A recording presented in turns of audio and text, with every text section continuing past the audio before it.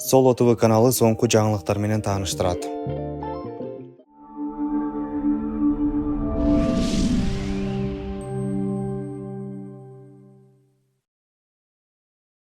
Ырчы Асел Кадырбекова кырсыктан кийин жашоого кайра кайтуу оңой болбогонун билдирди.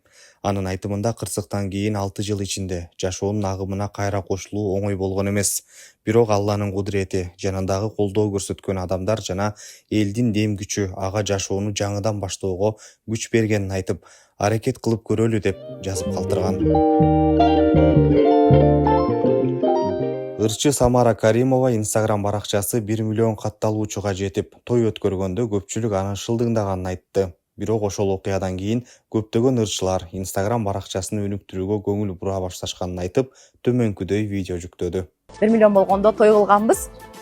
Ошол кафеге жакындарыбызды топтоп туулган күн сыяктуу эле. Бул анткени бул биз үчүн чындыгында той кыла турган эмгек болчу, себеби ар бир катталуучу биздин эмгек менен келген да. Анан ошол мезгилде көпчүлүгү шылдыңдаган, күлгөн, эми Инстаграмга деле той кылып ой жоктук деген. Бирок азыр ошол көпчүлүк айтат, ошол сен той кылгандан кийин биз Инстаграмга маани берип баштадык.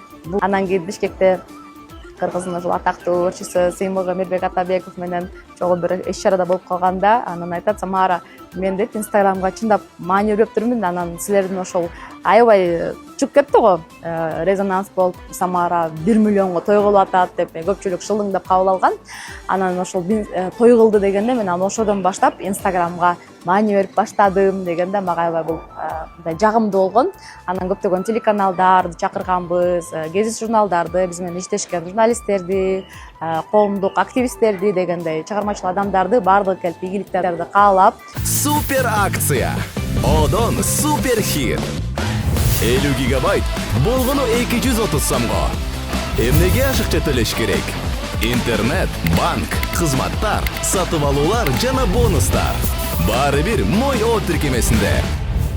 Супер хитти азыр кошуп ал.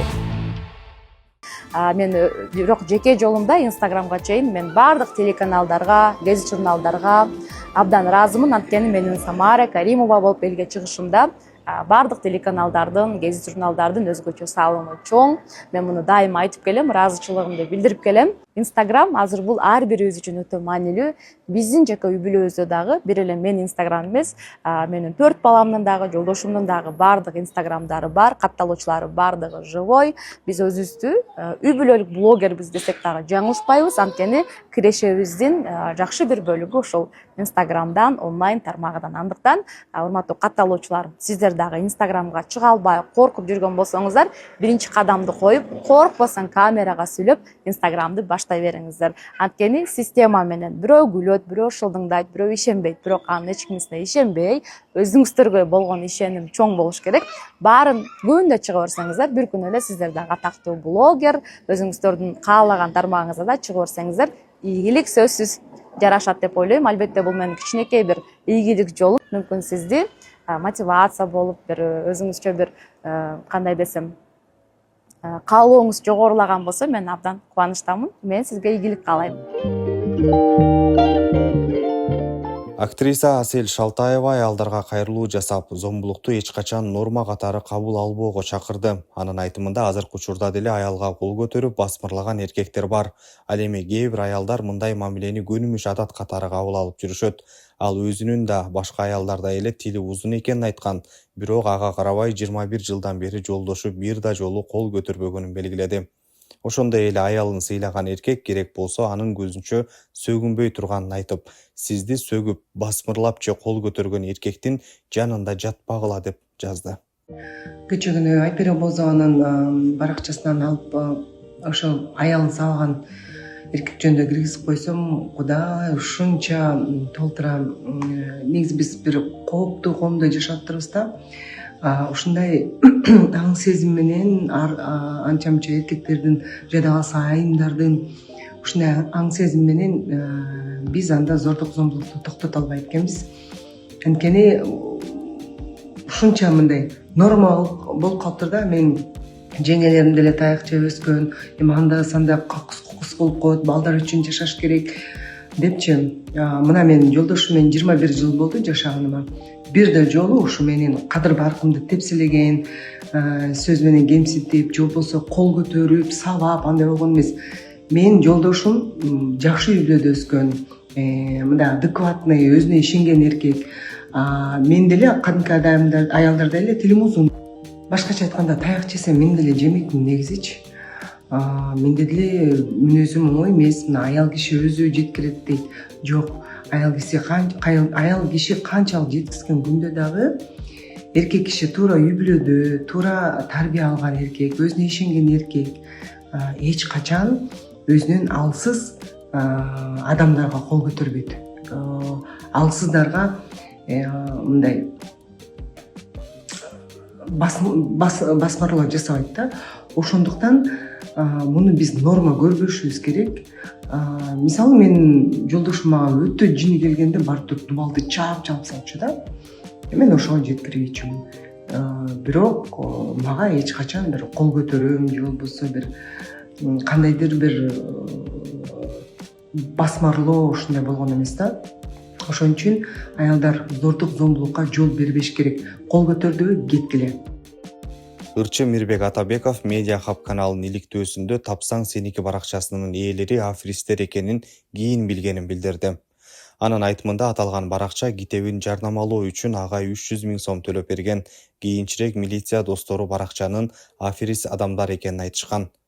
Мирбек Атабеков бул маалыматтан кийин алган 300 000 сомду кайтарып берүүнү сунуштаганын белгиледи. Жөнүндө, кстати, мен биякта мен досторум бар да, 1-2. Ошолор айтты, булардын аферист этин өчүрүп сал деди магачы. Жана рекламанычы. Ана эмнеге аферисттер экен жактак десем, булар деген китепти 10 000 сомго сатышып атат, булар деген инфо-цыганство дейт. Сизге кандай сунуш менен кайрылышты эле алар? Китепти жарнамалап мага келип туруп реклама кылып берчи, братан, мыкты деген 300 000 сом берем деген. Тиги Алиханчы. Алар 300 000 эмне китептен биринчи китебин алып келчи, окуп көрөйүн десем, мындай эле мотивационный сонун анан тигиндей мындай деп чыкканда тигичи. 300 000 сом да алдыңызбы анан ролигине тартылыш үчүн ошончо акча сунушташты? Мен алып туруп анан кийин Алиханга айттым 300 000 сом алып кетсин кайра деп. Мен да 300 000 сомго мен не разбогатею. Ал 300 000 сом мен дегенде эле табам ал акчанычы.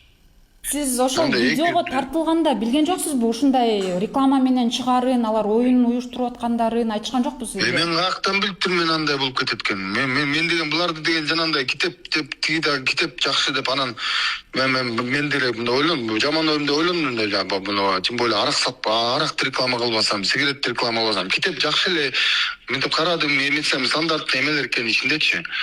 Жандай мотивационный сыяктуу бир китеп экен, аны 1-2 жыл башын окудум, ортосун окудум, тиякта окусам да нормальный китептей көрүндү да. Анан кийин тиги деген эмеден мен билип калып атпаймынбы, что 10 000 сомго саткандарынчы бир китепти. Өзүнчө пирамида экен да. Мен билбей эле жүрүп, анан тигинден узнал. Мен тосман. Алдан өчүп салтам, жак опасный биякта инфо-цыганство деп айтты да. Анан сразу эле мен тиге чалдым да өчүптүрдүм. Белгилүү дизайнер Арзубек Ванама менен блогер Жанара Алиеванын фотосессиядагы кызыктуу видеосу элди жылмайтты. Кадрларда Жанара фотосессия учурунда дизайнердин бетине колун коюп, образ жаратууга аракет кылган. Бирок күтүүсүз жагдайдан улам Арзубек күлкүсүн тыя албай каткырып жиберген. Жылуу маанай тартуулаган видео көпчүлүктүн көңүлүн буруп, ар кандай пикирлерди жаратууда.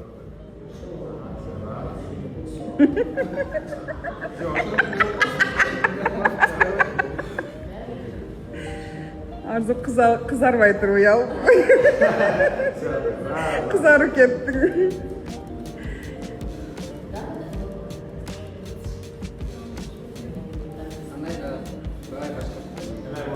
Аббосбек Файзуллаев дүйнө чемпионаттарындагы Өзбекстандын тарыхындагы алгачкы голдун автору болуп, бул өзгөчө жетишкендигин сүйүктүүсүнө жана үй бүлөсүнө арнады. 22 жаштагы жарым коргоочу 2026 жылкы дүйнө чемпионатынын тайпалык баскычындагы Колумбияга каршы беттештин 60-мүнөтүндө айырмалады. Бул гол Өзбекстандын улуттук курама командасынын дүйнө чемпионаттарындагы тарыхтагы алгачкы голу болуп калды жана командага мундиалдагы дебюттук оюнунда эсепти теңөөгө мүмкүнчүлүк берди. Оюндан кийин Файзуллаев тарыхый голун колуктусуна жана үй бүлөсүнө арнай турганын билдирди.